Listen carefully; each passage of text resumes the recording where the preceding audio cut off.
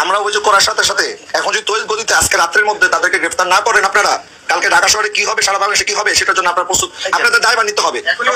এটা আপনি দেশবাসীকে কথা দিতে হবে যে আপনারা সব ব্যবস্থা নেবেন। আমরা আপনাদেরকে আর বিশ্বাস করতে পারতেছি না।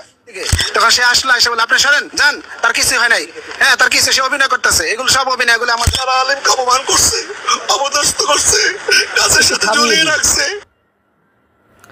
আসসালামু আলাইকুম রহমতুল্লাহ। আমি একটু থামিয়ে দিছি এই কারণ আমি গুরুত্বপূর্ণ কিছু কথা আপনাদের মাঝে বলবো। তার সম্পূর্ণ ভিডিওটি আমি আপনাদেরকে দেখাবো, প্রায় 28 মিনিট প্লাস ভিডিও। শহীদ রয়জুদ্দিন ভাইকে কে বা কারা মেরেছে বলৎকারের অভিযোগে, হয়তো মসজিদের ভিতরে অনেক ছেলে কি নাকি সে বলৎকার করেছে। সে একজন নামদারি সুন্নি মাজার পূজারীর আলেম হবে। সে আলেম দাবি করছে, মূলত আসলে কিন্তু সে ওই রকমের আলেম না। সব থেকে নিকৃষ্ট আল্লাহ রাসূল বলছেন আলেম, আর সব থেকে সম্মান এবং মর্যাদাহীন হবে আলেম। তাই সম্ভবত তার অভিযোগ অনুযায়ী, ওই এলাকার গ্রামবাসীর অভিযোগ অনুযায়ী সে একজন নিকৃষ্ট সর্বনিম্ন পর্যায়ে মনে হয়, যেহেতু সে বলৎকারকারী। এখন তার জন্য দোয়া করতে এসেছেন কে, এমনকি অন্যান্য কারা কারা তার পক্ষে কথা বলেছেন, আমি একটু সম্পূর্ণটা আপনাদের মাঝে ক্লিয়ার করে দেব। কেন তাকে হত্যা করা হয়েছে, কে বা কারা তাকে হত্যা করেছে, এই হত্যাকাণ্ডের সাথে কারা কারা জড়িত আছে, এগুলো তো আমাদের একটু জানা দরকার আছে। শুধু নাম দিবেন আপনারা, জামাত শিবির এই কাজ করছে, বিএমপিওয়ালারা করছে, না হয় ওহাবি নাম দিচ্ছেন আবার একটা, যে ওহাবিরা করছে। মূলত আপনারা বলতেছেন আমরা সুন্নি, আপনারা কিন্তু আসলে আপনারা মাজার পূজারি, সুন্নিও না। এখন আপনারা মূল তাদেরকে হত্যা করছে কে, কী কারণে হত্যা করছে, কেন করছে, আমি তার 28 প্লাস ভিডিওটি 28 মিনিট প্লাস সেটা আপনাদেরকে দেখাবো। আর মাঝখানে আমি কিছু তাদের কথার উত্তরগুলো আপনাদের মাঝে একটু তুলে ধরবো, যাতে আপনারা সম্পূর্ণটা ক্লিয়ার হয়ে যান। কারণ সে তো একজন মাজার পূজারী, আর যেহেতু সে মাজার পূজারী, তারা নাকি বলৎকারের সাথে জড়িত না, মূলত তারাই বলৎকার করে। আর কওমি আলেম ওলামা যারা আছে তাদের নামে বদনাম চাপিয়ে দেয়। মূল বলৎকারকারী কিন্তু তারা, এই নামদারি সুন্নি মাজার পূজারী এরা। তার প্রমাণ কিন্তু হাতে নাতে আমরা পেয়েছি। গ্রামবাসী তাদেরকে ধরেছে, অনেকগুলো ছেলে মেয়েদের কি তারা কিন্তু এই কাজগুলো করেছে, বলৎকার করেছে। এই যে নাম দিছে আবার রয়জুদ্দিন আহমেদ। এখানে জিজ্ঞাসাবাদ সরাসরি থানায় শায়েখ মোস্তফা রহিম আল আজহারি, অর্থাৎ মিশরে আল আজহারি বিশ্ববিদ্যালয় সম্ভবত সে লেখাপড়া করেছেন, এরকম একটা কিছু আর কি দিচ্ছে। আসলে মূলত সে এরকমের যোগ্য না, আসলে এটা বললেও আমাদের কাছে কেমন যেন একটা মনে হয়, যেহেতু সেও মাজার পূজারী, নামদারি সুন্নি, আর মাজার পূজারী বলৎকারকারী, এদেরকে আমরা এসব কথা না বললেই চলে। চলুন তার কথাগুলো একটু শুনি, আর মাঝে মাঝে বন্ধ করে তাকে একটু ঠাসা দিই, যাতে আপনাদের বস্তু একটু সহজ হয়। হত্যার কথাগুলো, কেন তাকে হত্যা করা হয়েছে সেগুলো আপনারা বুঝতে পারেন, যেহেতু অন্যের উপরে যেন দোষটা আবার না পড়ে। যেহেতু তারা অন্যের উপর দোষ চাপিয়ে দেয়, তারা এই বিষয়কে ইস্যু করে তারা চায় বিশাল বড় একটা আন্দোলন করতে ঢাকার রাজপথে। তারা হলো আওয়ামী লীগের দোসর, তারা চায় ওখান থেকে কিছু মোটা অঙ্কের টাকা খায়। এখন ঢাকার রাজপথে আওয়ামী লীগের হয়ে সরাসরি নামতে না পেরে এখন যে কোনো একটা ইস্যু খোঁজে এই আন্দোলন করার জন্য। চলুন তার কথাগুলো একটু শুনি, কীভাবে সে একজন পুলিশের ঊর্ধ্বতন কর্মকর্তাকে হিট করছে, বিভিন্ন রকমের মানুষদেরকে সে হিট করে কিভাবে কথা বলতেছে দেখুন। গলার মধ্যে জুতার মালা পরাইছে, 4 ঘন্টা যাবত বেদন পিটাইছে, সারাদিন ক্ষুধার যন্ত্রণায় কাতরাইছে, আমার ভাইকে একটু খাবার দেওয়া হয় না। প্রিয় দেশবাসী, আমি এখন আছি, একটু থামাই দিই, একটু কথা বলি। সারাদিন ক্ষুধার যন্ত্রণায় কাতরাইছে, একটু খাবার দেওয়া হয় না, তোমরা এসে একটু খাবার দিতা। একজন বলৎকারকারীর খাবার না দিয়ে মারাটাই তো উত্তম। তারা আবার কিসের খাবার দিবে, তার রিজিকে নাই, ফাইনাল হয়ে গেছে 6 তারিখ, তার রিজিক আর ছিল না, এটা তোমরা মানিয়ে নিতে পারো না। তোমরা বলতে তারা খাবার দেয় না, তার নসিবে নাই, খাবে কিভাবে, এটা তোমরা স্বীকার করো। তোমরা আল্লাহর বিধানকে তোমরা স্বীকার করতেছো, বলতে খাবার দেয় না, দিবে কিভাবে, তার নসিবেও তো থাকতে হবে। গাজীপুরের পুবাইল থানায়, যেখানে আমাদের একজন মজলুম শহীদ রইসুদ্দিনের লাশ এখানে আছে, ভিতরে মামলার এজাহার লেখা চলতেছে। ও বাবা, মজলুম শহীদ, একজন বলৎকারকারীরে বলতেছে মজলুম শহীদ, তাও নাকি আবার তার কথা। আপনি ইতিমধ্যে জেনেছেন রইসুদ্দিনকে অন্যায়ভাবে আঘাতের পর আঘাত করে মোস্তফা রহিম আল আজহারি নামটা দিছে, আসলে মূলত সে একটা বাটপার, একটা মিথ্যা অপবাদ রটিয়ে তারা 4 ঘন্টা যাবত নির্যাতন নিপীড়ন করেছে। জুতার মালা পরিয়ে একজন আলেমে দিনকে তারা প্রকাশ্য দিবালোকে তারা, যে বলৎকার করে সে কি আবার আলেম থাকে? সে তো সব থেকে মানুষের ভিতরে নিকৃষ্ট, সে তো কুকুরের থেকে নিকৃষ্ট যে ছেলেদের সাথে বলাৎকারের সাথে সরাসরি জড়িয়ে যায়। অনেক ছেলেদেরকে সে বলাৎকার করেছে, সে আবার আলেম হয় কিভাবে আমার বুঝে আসে না। এখন তার পক্ষ হয়ে সে আছে, অর্থাৎ এরাও ওই বলাৎকারের সাথে জড়িত। গাছের সাথে বেঁধে তারা অপমান অপদস্থ করার এমন কোনো পন্থা বাকি রাখে নাই, যেখানে প্রশাসন তাদেরকে তাকে নিরাপত্তা দিয়ে তাকে সুস্থ হওয়ার জন্য তাকে হসপিটালাইজ করে তার সুচিকিৎসা ব্যবস্থা করা দরকার, সেখানে প্রশাসনের অবহেলার কারণে আজকে আমাদের এই ভাইটা শহীদ হয়েছে। সুতরাং যে প্রশাসনের অবহেলার কারণে, এটা চিন্তা করে না যে বলৎকারের কারণে মারা গেছে, গ্রামবাসী একে গণতলায় দিয়ে দুনিয়া থেকে বিদায় করছে, সেটা বলে না, প্রশাসনের কারণে মারা গেছে। প্রশাসনের যখন আনছে তখন হয়তো কিছুটা হইলেও ওইটু সময় বেঁচে ছিল, আল্লাহরে হায়াত ঐতিরিক রাখছে, এটা বিশ্বাস করে নাও। কিন্তু প্রশাসন ওখানে না গেলে তো আরো গণতলাই খেত মনে হয়। বললে আমরা মামলার এজাহার লিখতেছে, মামলার এজাহার যদি আমাদের যেই সত্য ঘটনাকে আড়াল করার যদি চেষ্টা করা হয়, তাহলে এই মামলা এখান থেকে যদি তারা আমাদেরকে সঠিকভাবে এজাহার না লেখে, আদালতে হোক যেখানে হোক, আমরা এই মামলা এজাহারের মধ্যে যাদের যাদের গাফিলতি আছে, থানার গাফিলতি আছে, জেল হাজতে যারা ছিল, যারা জেল কর্তৃপক্ষ তাদের গাফিলতি আছে। যে ডাক্তার দেখেছে, ডাক্তার দেখার পরে নাকি বলেছে যে এটা কোনো বিষয় না, ডাক্তার নাকি ছেড়ে দিয়েছে, শুধু ব্যথার ট্যাবলেট দিয়েছে, যেখানে সারা শরীর রক্তাক্ত ছিল, এই ব্যথার ট্যাবলেট ছেড়ে দিয়েছে। এখন প্রশাসন একজন আরেকজনকে দোষারোপ করতেছে, প্রশাসন বলতেছে এ বলেছে, কি সমস্যা? হ্যাঁ ঠিক আছে, সমস্যা নাই। প্রশাসন এখন এই থানার লোক দোষ দিতেছে ডাক্তারকে, ডাক্তার দোষ দিতেছে আদালতকে, আদালত দোষ দিতেছে জেল হাজতকে। এটা চলতে পারে না, প্রয়োজন সবাইকে দোষী করা হবে। আমি একটু আপনার কাছে চল, আচ্ছা আপনার বাইরে গিয়ে, আচ্ছা আপনি একটু বলেন তো, যখন পুলিশের কাছে তাকে হ্যান্ড ওভার করা হয়েছে তখন পুলিশ কি থানার ভিতরে এরা কথা বলা শুরু করছে, ওসি সাহেব সম্ভবত নিষেধ করছে, অফিসার ইনচার্জ, এখন তারা একটু আবার বাইরে যাচ্ছে। তারা দেখাচ্ছে যে আমরা পারি, আমরা বলাৎকারের জন্য লড়তে চাই। সামনে আরও ভয়ঙ্কর কিছু তাদের মুখ থেকে কথা বের হয়ে আসবে, তারা নিজের মুখে স্বীকার করবে সে একজন অসুস্থ বা সে একজন রুগী, এরকম কথা সে অনেক কিছু বলবে। তার গায়ে কিন্তু কোনো ক্ষতচিহ্ন ছিল না, তারা কিন্তু মিথ্যে কথাও বলতেছে এখানে, দেখবেন। গতকাল যখন রইসুদ্দিনকে এইভাবে নির্যাতন করা হয়েছে, আমি বিকাল 3টায় ফোন পেয়েছি। পাওয়ার পরে আমি আমার রইসের বোন জামাই ফারুক, ওকে ফোন দিলাম যে ফারুক ওর যে কোনোভাবে ট্রিটমেন্টের ব্যবস্থা করা হোক। তো বলছে ওরা কোর্টে নিয়ে যাচ্ছে, তার মানে ওর যে অবস্থা ট্রিটমেন্ট প্রয়োজন, কিন্তু ওর ট্রিটমেন্ট হয় নাই। যাইতে যাইতে ওকে হাজত পর্যন্ত, জেলখানা পর্যন্ত নেওয়া হইলো। আজকে সকালে যখন আসলাম ওসি সাহেবের রুমে আমরা যখন বসলাম, ওসি সাহেব 1.5 ঘন্টা দেরি করে আসছে। আসার পরে আমরা যখন বসলাম, ওসি সাহেব বললো উনি দোষী, উনার আমার সন্তান যদি হতো তাহলে আমি নিজে মেরে ফেলতাম, আমার সন্তান হলে। তা আমি বললাম যে তাহলে আমরা যদি আবার মারি তাহলে কি অবস্থাটা হবে? এটাই মব জাস্টিস, আইন হাতে যারা তুলে নিয়েছে। ওসি সাহেব কিন্তু একটা সুন্দর কথা বলছে, যদি আমার সন্তান হতো তাহলে আমিও মাইরা ফেলাইতাম। অর্থাৎ হলো যে এমন একজন সন্তান, যেই সন্তান ছোটো ছোটো ছেলেদেরকে মসজিদে ডেকে বলাৎকার করে আর তাকে আবার বাঁচাই রাখবো, এটা কখনো মুসলমান হতে পারে না। এজন্য ওসি সাহেব কিন্তু লিগ্যাল কথা বলছেন যে আমার সন্তান হলেও তাকে হত্যা করা কিন্তু শরীয়ত আইন অনুযায়ী এটা নৈতিক দায়িত্ব, এটা কাজটা আমাদের করতে হবে। হয়তো বাংলাদেশের বিধানে নাই, কিন্তু সেটা বিধান চালু করলেই হয়। তাহলে অনেক দর্শন বলাৎকার এগুলো, এই সুন্নি মাজার পূজারি, নামদারি, এদের কিন্তু বলাৎকার করতেছে, এগুলো কিন্তু কমে যাবে। আর নাম দেয় কওমি মাদ্রাসার, তাদের বিচার হইতে হবে। ওসি সাহেব তার বলছে একটু রক্ত পড়েছে, আমরা ফেসবুকে দেখেছি তার রক্তাক্ত পুরো জামা, আর উনি বলতেছে অল্প একটু রক্ত পড়েছে। এইটার নাম যদি ওসি সাহেব যদি এই কথা বলে, তাহলে বিচার প্রক্রিয়ায় আমরা কোনো স্বচ্ছতা পাবো না। আমরা বলছি বুকের ব্যথা, আপনি কোন হাসপাতালে ট্রিটমেন্ট দিয়েছেন? থানা সদর হাসপাতালে পাঠাইছেন কেন? উনি বলছে অভিনয় করে, উনি আবার কোরআনের আয়াত দিয়ে তাকে বুঝাইতে গেছে।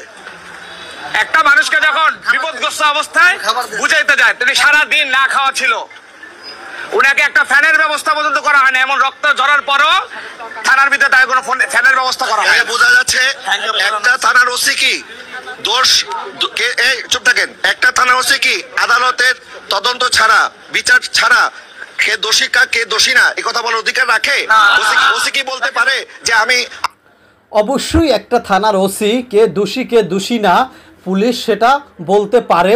সেটা হয়তো এই যে মোস্তফা রহিম আল আজহারি নাম দিছে, আসলে মোস্তফা রহিম মাজার পূজারি নাম দিলেই হলে। আল আজহারি বিশ্ববিদ্যালয়ের বদনাম করার জন্য এই নামটা দিছে।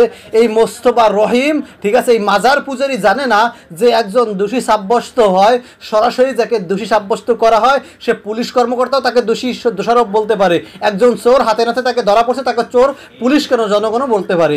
যেমনি সে বলৎকার করেছে তার প্রমাণ আছে যেন সে বলছে সে দোষী, সে বলৎকার করছে। আমার সন্তান আমি মেনে ফেলতাম, আপনার সন্তান হইলে আপনি আপনার সন্তানের বিচার আপনি করবেন, আরেকজনের সন্তানকে কিছু করার অধিকার আপনার নাই। আইন হাতে তুলে নেওয়ার অধিকার একজন ওসি সাহেবের নাই। এখানে আমাদের মনে হয় আমাদের ভাইয়ের মা আছে না, মাকে বলেন তো আপনার সন্তানের সাথে কি করছে, এদিকে আসেন বলেন।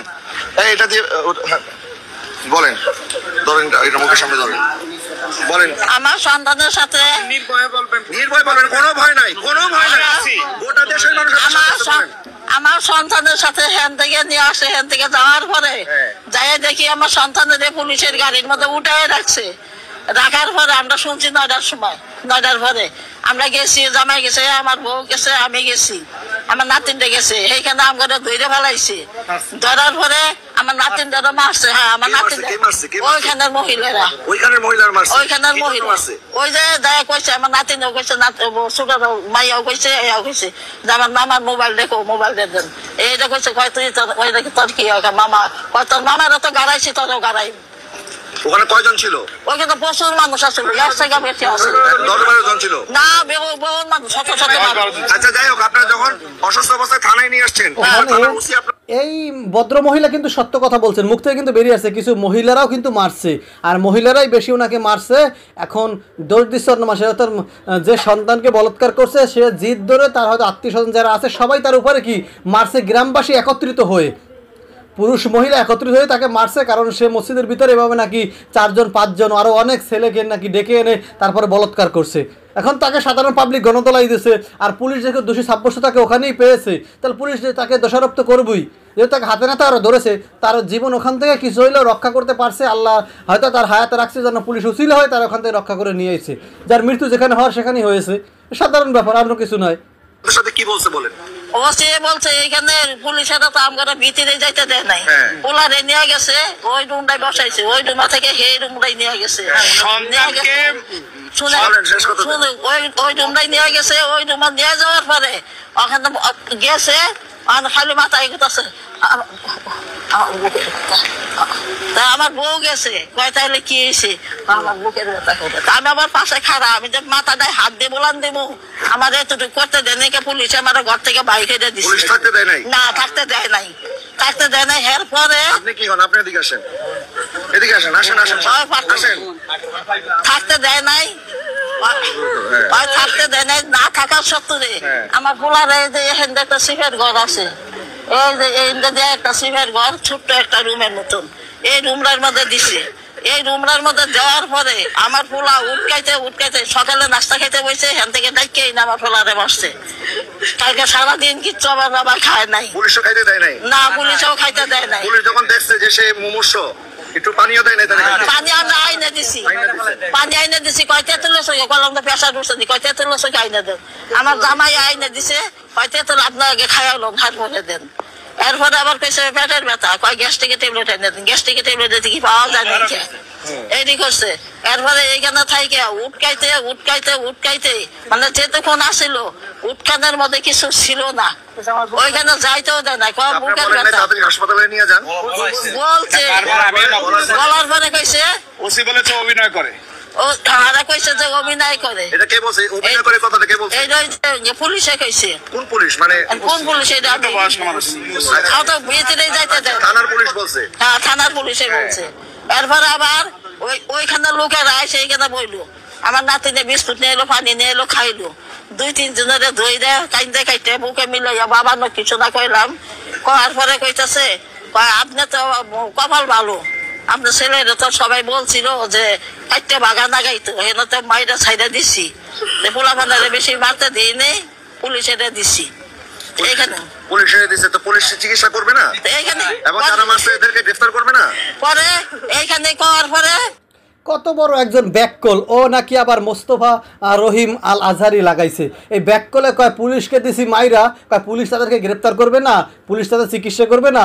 পুলিশ হইল কি, ও টাকা দিয়ে পালতিছে, এখন ওটা পুলিশকে মোড়া অঙ্কে টাকা দিছে, সেখানে ঘুষ দিছে, অর্থ হলো পুলিশ ওর হুকুম, ঠিক আছে, ও হলো এসপি ডিসি, ঠিক আছে, ও হলো একটা জেলা এসপি, ঠিক আছে, ও হুকুম করবে দারোগারে বা অফিসার ইনচার্জকে, আর ওখানে ও আসামি বলৎকারের চিকিৎসা করার জন্য থানা উঠে পড়ে লাগবে, এটাই ও বুঝাইতে চায় আর কি।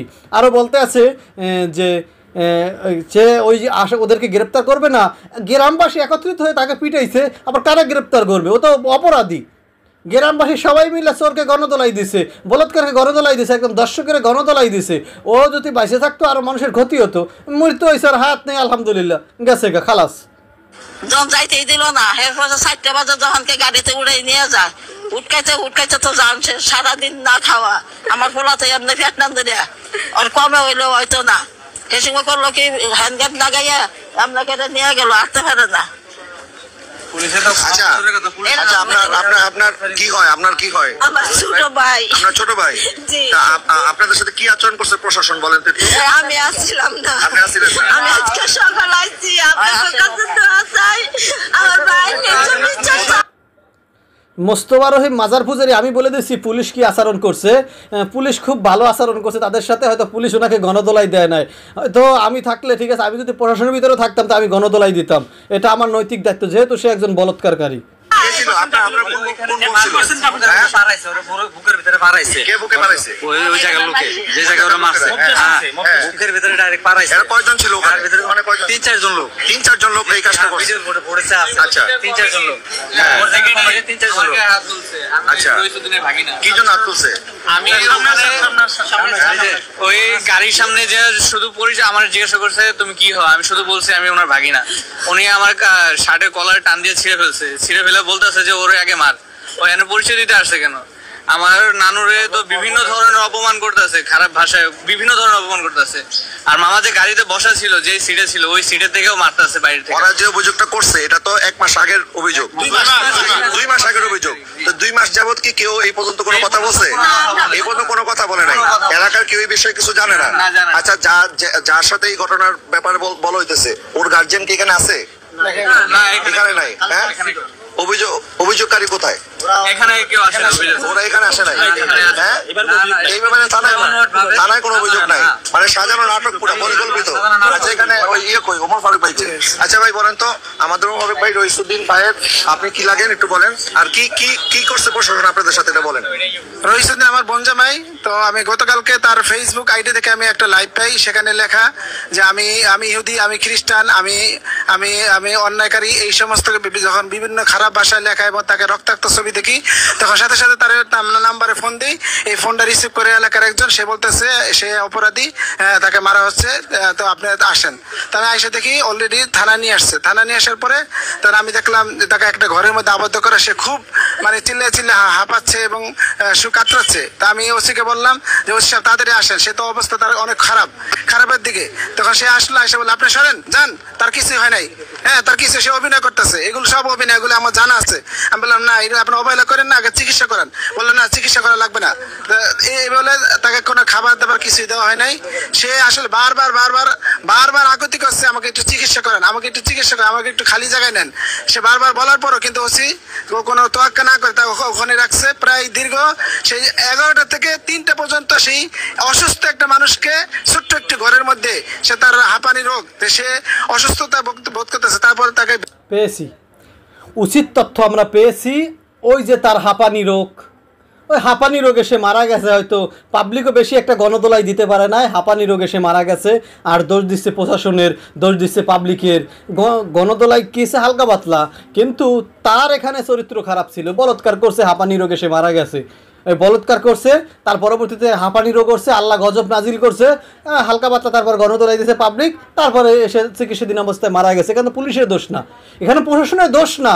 তারা বারবার কিন্তু প্রশাসনের দিকে ইঙ্গিত করতেছে। তার মানে ওরা কিন্তু ওই যে 14 দলের এক দল আওয়ামী লীগের, ওর কিন্তু দোষুর ওরাও। এই যে নামদারি সুন্নি মাজার পূজারি ওরা করে নাই। তো সর্বশেষ ওই তারা প্রায় একজন মামলা করতে আসলে মানুষ 2 জন আসে, কিন্তু তারা গ্রুপিং ভাবে 12 থেকে 13 জন লোক এসে মামলা করছে। মামলা করার পর আমাদের সাথে কিছু লোক কথা বলছে, আর ভিতরে কিছু লোক কথা বলে তাকে মামলার কাগজ যখন রেডি করছে সাথে সাথে তাকে বের করে নিয়ে গেছে। আমরা আজকে সেখানে সেই ঘটনাস্থলে যাওয়ার পরে এলাকার মানুষ থেকে আমরা তদন্ত করছি, জানতে পারছি সেখানে গতকালকে পরশুদিন সে মার্চপুর গাজা যে আমাদের আহলে সুন্নতের যে প্রোগ্রাম আছে ওখান থেকে রাতে আসছে। আসার পরে সকালবেলা ফজর নামাজ পড়ে না সে 7টার দিকে নাস্তা খাবে। তখন কিছু এই দুশ্চক্রী লোকগুলি তারা 2 জন ছেলে দিয়ে তাকে ডাকাইছে। ডাকানোর পরে একটা সেই দোকানে নিয়ে গেছে। দোকানে যাওয়ার পরে তাকে মারধর করার পরে তাকে জোরপূর্বক স্বীকারোক্তি করেছে যে 2 মাস আগে 1-3-2025 সনে একটা ছেলেকে নিয়ে ঘুমের ওষুধ খাওয়াইছে ইত্যাদি ইত্যাদি খারাপ কাজ করছে। আমার প্রশ্ন হলো যে যদি খারাপ কাজ করে থাকে তাহলে 2 মাস আগে বললো না কেন? 2 মাস আগে বললো না কেন? আমার আরে গাঁজাখোর একটা না, এভাবে অনেকগুলো করছে। এটা তার নিজের মুখের যাওয়ার মধ্যে সে অনেকগুলোকে এভাবে করাইছে, জোর করে করায় না, সে নিজে মুখেই বলছে যে সত্য কথাগুলো বলার কথা যখন বলছে তখন সে নিজে মুখেই বলছে সে অনেকগুলো ছেলেদেরকে এভাবে খারাপ কাজ করছে। প্লাস একটা ছেলেকে সে ঘুমের ওষুধ খাওয়াইও সেই কাজ করছে জোর জবরদস্তি করে, কিন্তু ওই সময় সে তাকে খুঁজে পায় নাই। আর দ্বিতীয় কথা, সে একটা তাদের উপরে ওই ছেলের উপর একটা শক্তি প্রয়োগ করেছিল। পরবর্তীতে ওই ছেলেও কিন্তু মুখ খুলছে, প্লাস তার নিজের মুখেও সে স্বীকার করছে।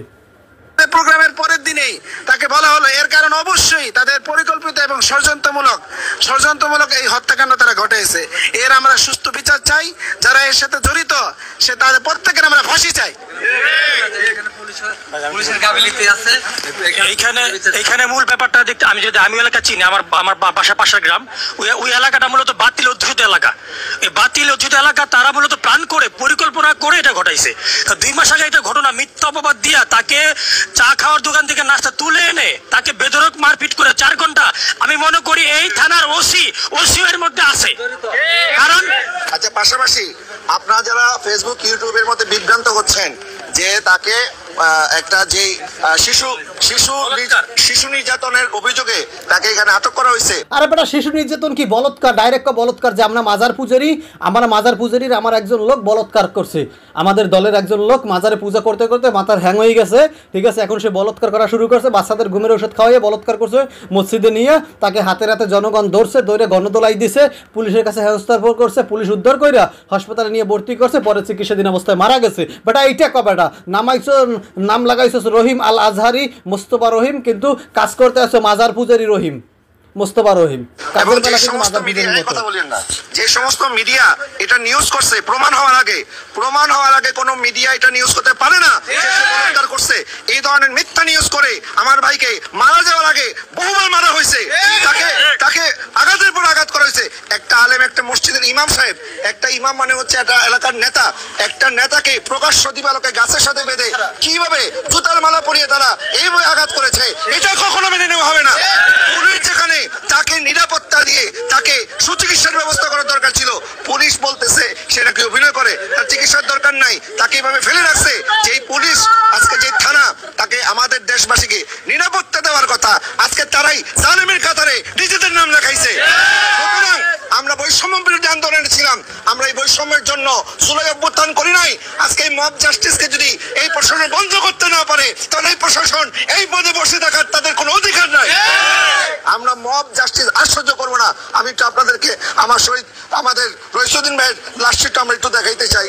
আসেন, এখানে আমাদের রইসুদ্দিন ভাইয়ের লাশ আছে।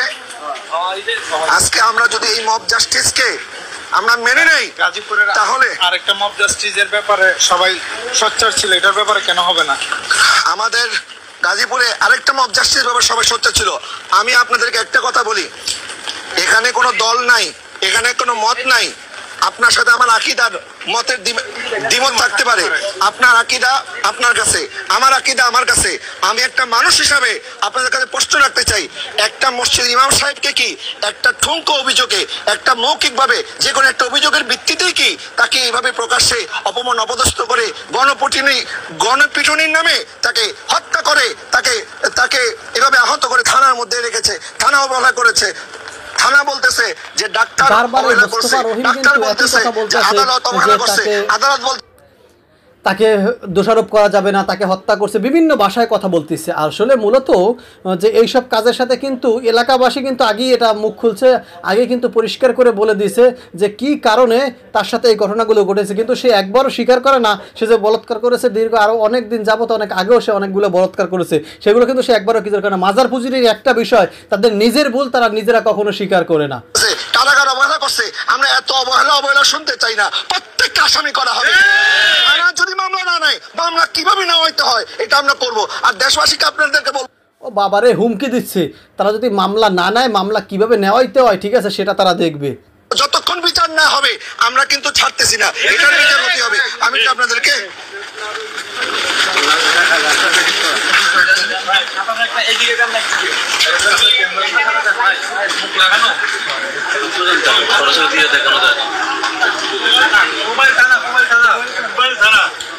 এখানে গাজীপুর মেট্রোপলিটনের মোবাইল থানা, আমরা এখানে আসি আসলে আমার ভাইয়ের সামনে আমরা দাঁড়ায় একটা আলেমের উপরে বড় জুলুম। একটু দোয়া করবে, দোয়াটা একটু শুনে যাবেন আপনারা। একজন লাশের পাশে দাঁড়াই আছে, মাজার পুজারি কি দোয়া করে। ওর তো এখন ওই যে আল আজহারি, তো ওই আজহারির নামের মনে করেন আল আজহারি বিশ্ববিদ্যালয়ের বদনাম হবে, এটা বলা যাবে না। এটা শায়েখ মোস্তফা রহিম, এই মোস্তফা রহিম মাজার পুজারি টাইটেল দেওয়া যায়, এটাই হলো সচরাচর আমাদের। আল্লাহুম্মা আমিন, আল্লাহুম্মা আমিন, আল্লাহুম্মা আমিন। আল্লাহ তুমি আমার ভাইয়ের শাহাদাতকে কবুল করো। আল্লাহ আমার ভাইকে যারা শহীদ করেছে, আল্লাহ তাদেরকে ফাঁসির কাছে ঝুলানোর ব্যবস্থা করো। আল্লাহ যারা আলিমকে অপমান করছে, অপদস্থ করছে, গাছের সাথে ঝুলিয়ে রাখছে, গলার মধ্যে জুতার মালা পরাইছে, 4 ঘন্টা যাবত বেদন পিটাইছে, সারাদিন ক্ষুধার যন্ত্রণায় কাতরাইছে, আমার ভাইকে একটু খাবার দেওয়া হয় নাই, বিনা চিকিৎসা আমার ভাইটা মারা গেছে। আল্লাহ এটার সাথে যারা যারা জড়িত, আল্লাহ তুমি আকামুল হাকিমিন, আল্লাহ তুমি বিচারের ব্যবস্থা করো। মাওলা, মাওলা তোমার চেয়ে বড় কোনো বিচারক নাই, আল্লাহ তোমার চেয়ে বড় কোনো ক্ষমতাসীন নাই, আল্লাহ ক্ষমতা দেওয়ার মাল। এই যে মোস্তফা রহিম আল্লাহর কাছে বিচার দিছে, সত্য যেটা আল্লাহ সেটা বিচার করবে। আল্লাহর কাছে কোনো রকমের কোনো বিন্দু পরিমাণ কাউকে ছাড় দিবে না। তাহলে এই মোস্তফা রহিম আবার কেন প্রশাসনের কাছে যায়? আমার প্রশ্নটা সেখানে আবার কেন বিচারের জন্য যায়? তুমি মাওলা, ইজ্জত দেওয়ার মালিক তুমি মাওলা। আল্লাহ আমার ভাইকে বেজ্জত করে তারা যেভাবে নিষ্ঠুরভাবে হত্যা করছে, আল্লাহ সুষ্ঠু তদন্ত করে দোষীদেরকে যেন আমরা বিচারের কাঠ করে দাঁড় করাইতে পারি। আমাদেরকে সেই ইমানি জজবা দান করো। আমাদের দেশ থেকে মব জাস্টিসকে তুমি তুলে দাও মাওলা। এই দেশ থেকে জুলুম নির্যাতন বন্ধ করে দাও মাওলা। আল্লাহ যারা জালিমের সাথী, আল্লাহ ওই সমস্ত জালিমের সাথীদেরকে আল্লাহ তুমি দ্রুত পতনের ব্যবস্থা করো। আল্লাহ যারা জালিমদের সাথে হাত মিলায়, যারা জালিমের জুলুমের পক্ষে কথা বলে, আল্লাহ তাদের কণ্ঠকে তুমি রোধ করার ব্যবস্থা করে দাও। রব্বিক ফির ওয়ারহাম আনতা খায়রুর রাহিমিন, হাসবুনাল্লাহু ওয়া নি'মাল ওয়াকিল, নি'মাল মাওলা ওয়া নি'মান নাসির। আল্লাহ আমার ভাইয়ের বাচ্চাগুলো এতে হয়ে গেছে বাবা। আল্লাহ তারা, আল্লাহ ছোট্ট মেয়েটা বাবাকে বাবা বলতে পারবে না।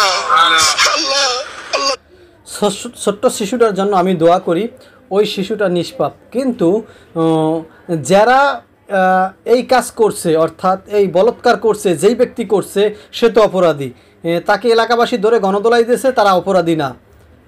তার অবস্থান যেখানে, সেখানে গণদোলাই দিয়ে সেখানেই পাঠিয়েছে, এটাই সাধারণ ব্যাপার। এজন্য এত কান্নাকাটি করার কোনো প্রশ্নই আসে না।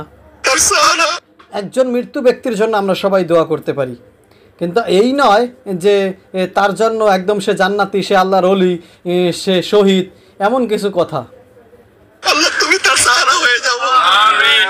আল্লাহ আজকে সন্তান হারিয়েছে মা, ভাইকে হারিয়ে বোন কাতরাচ্ছে, স্বামীকে হারিয়ে স্ত্রী কাতরাচ্ছে।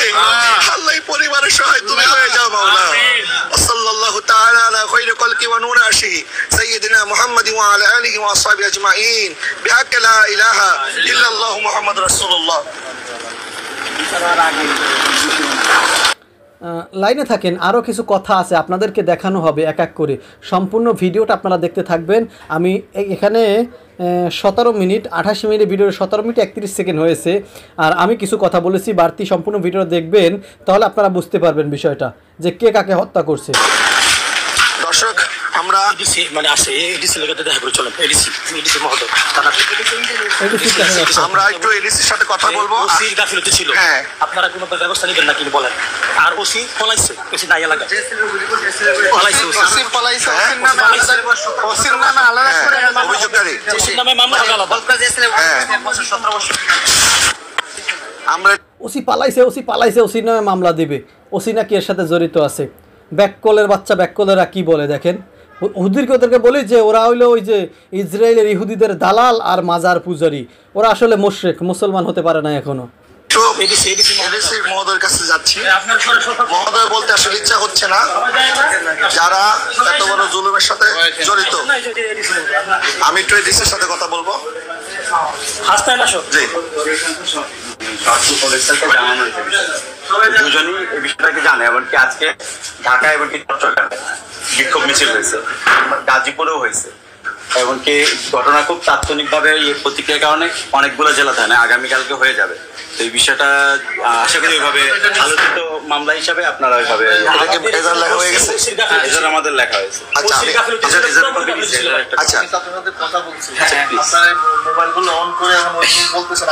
আমি একটু বলি আপনাকে।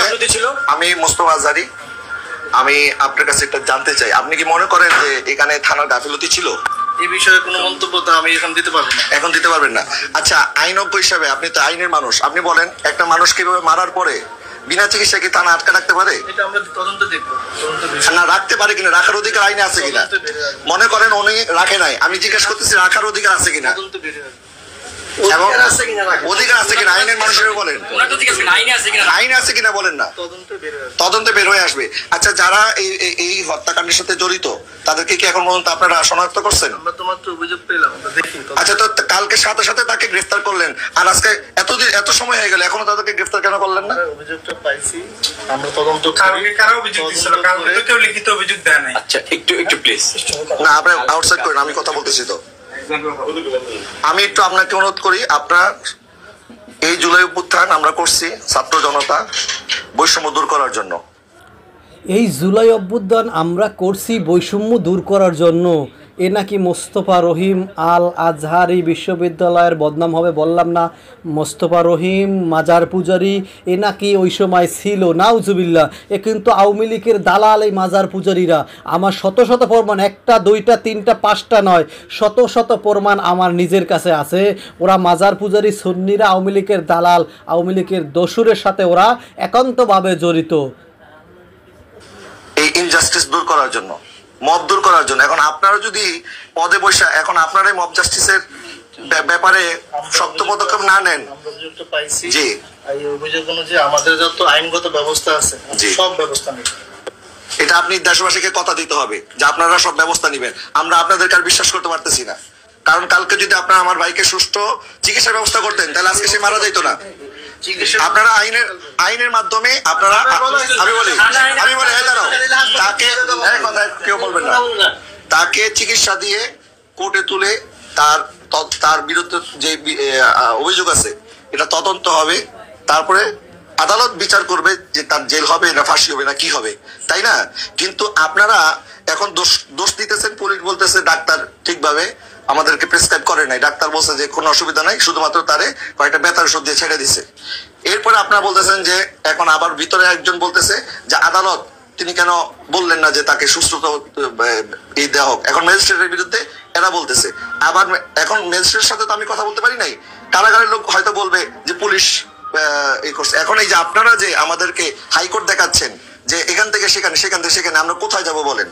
কারণ আপনারা তো কেউ দোষ স্বীকার করতেছেন না। আমরা একটা অভিযোগ আপনারা দিচ্ছেন, জি, আমরা অভিযোগটা পাইছি, এই বিষয়ে আমরা তদন্ত করব, তদন্ত করে আইনগত যে ব্যবস্থা নেওয়ার আমরা সম্পূর্ণ ব্যবস্থা নেব।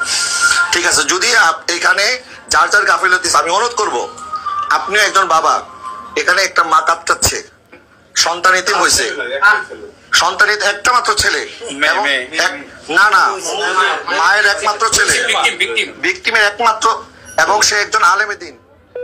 এই দেশে বিগত সরকার, ফ্যাসিস্ট সরকার অনেক আলেমদের উপর জুলুম করছে। বর্তমান সরকার যদি এখন আলেমদের উপর জুলুম করার এই ট্রেডিশন চালু করে তাহলে কিন্তু খুব ভালো কিছু হবে না। তাদের যে পরিণতি হয়েছিল এদেরও একই পরিণত হবে। একটা কথা উল্লেখযোগ্য, তাকে আমরা 15-20 বছর থেকে চিনি। যে অভিযোগ তাকে দেওয়া হয়েছে, তাকে যত লোক চিনে, একটা লোকও এই অভিযোগটা পুনঃ করে না। মানুষের চরিত্র বিষয়টা 10-15-20 বছর একজন মানুষের সাথে মিশলে কিছুটা অনুমান করা যায়। তার মতো নীরব, এত বিনয়ী। ওসি সাহেব বলছে যে আমার ছেলে যদি করতো আমি তারে মেরেই ফেলতাম। ওসি বলছে ওসি কি কথা বলার ক্ষমতা আছে? বলতে পারে। আপনার ওসি সকালে বলছে। তার বিরুদ্ধে ওসি কোথায়? ওসি কোথায়? ওসি নাই কেন? ওসি আমি তাকে পিটাই মারতাম। যখন ওসি নাই ভাই নাই। ওসি কই? ওসি কই? নাই নাই না, ওসি সাক্ষাৎ করার দরকার আছে। ওসি কোথায়? ওসি নাই কেন?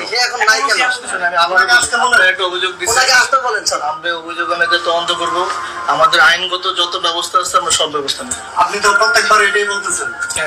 তাহলে ওসির নাম ঢুকাই দেন ভিতরে। সবাই তো এটাই বলে। নাম ঢুকাই দেন।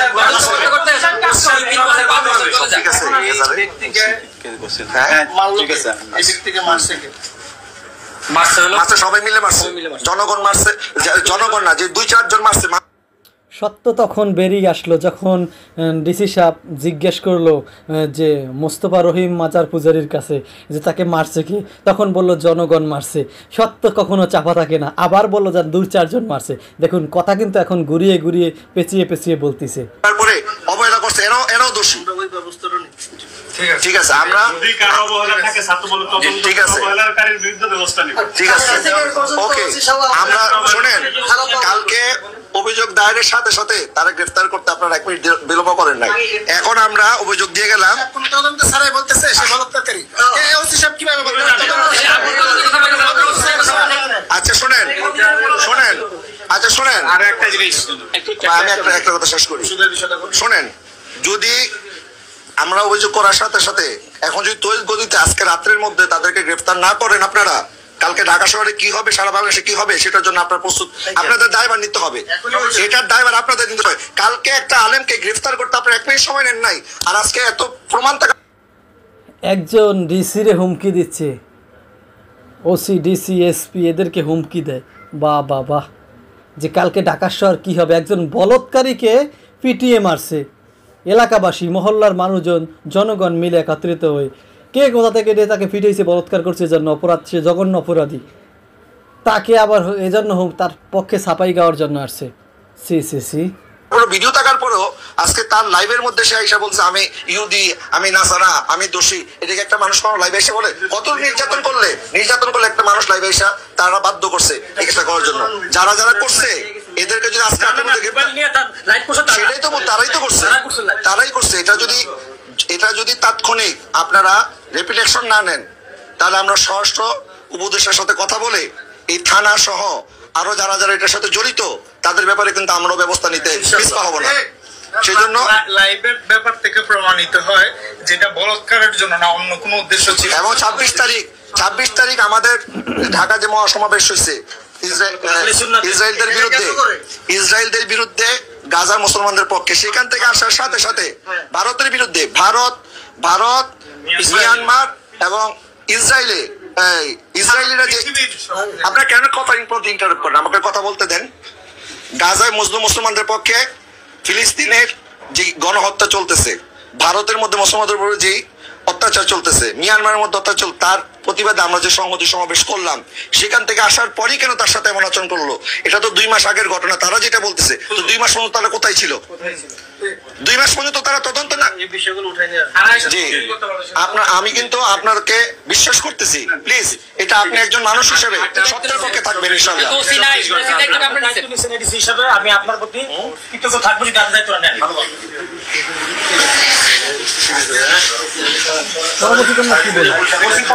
এখন ওনারা কি বলে সেটা তো আমাদের একটু জানা দরকার।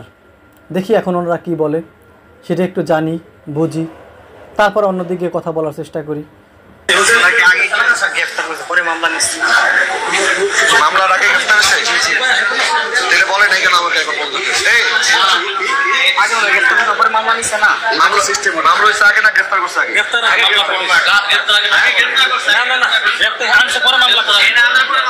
আগে আগে গ্রেফতার করছে পরে মামলা দিছে আগে কেন আছে মামলা ছাড়া গ্রেফতার করছে কেন? এটাই তো গ্রেফতার করছে পরে মামলা দিছে এখানে এখানে যে এখানে একটা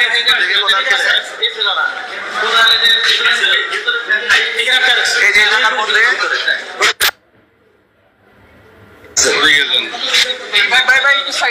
আচ্ছা আমরা রাহিম ভাই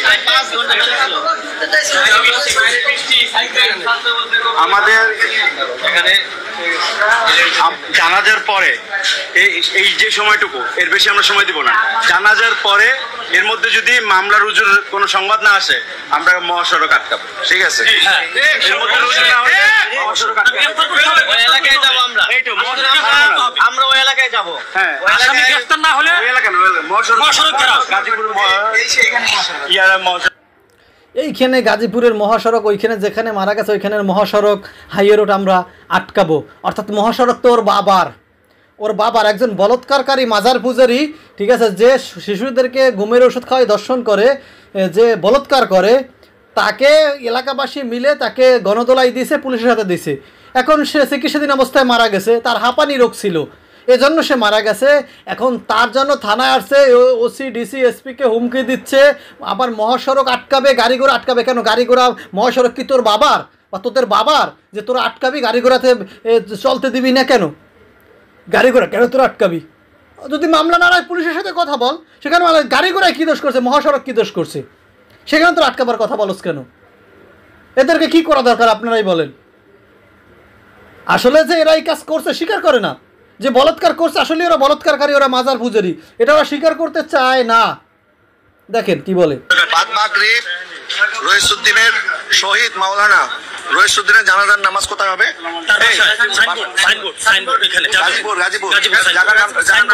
গাজীপুর সাইনবোর্ড বুশির মিল মেম্বার পাড়া গাজীপুর মেম্বার পাড়া সাইনবোর্ডে তার যে বাড়ি আছে সেখানে আপনার জানাজার নামাজ হবে।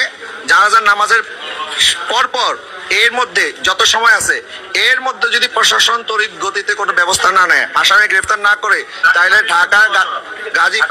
ঢাকা ময়মনসিংহ মহাসড়ক আমরা ইনশাআল্লাহ অবরোধ করবো। রাখতে পারবে না।